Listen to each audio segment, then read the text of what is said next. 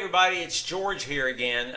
Let me tell you a story. I was using my laptop to surf the internet, like we all do.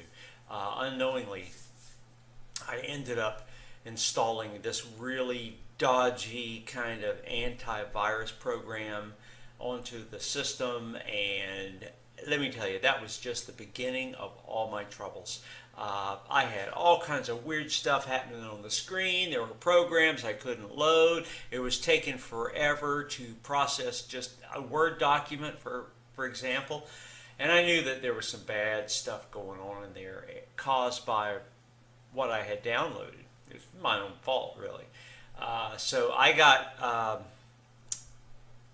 wasn't being very successful at fixing this, so I went online and I found these guys. Let me give you their website. Okay, write this down.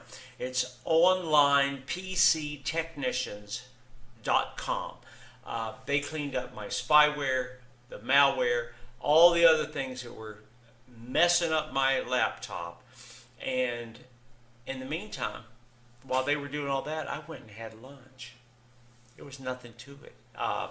It was great. I recommend them. Remember that website address, and good luck with your PC, and I will talk to you guys later. Bye.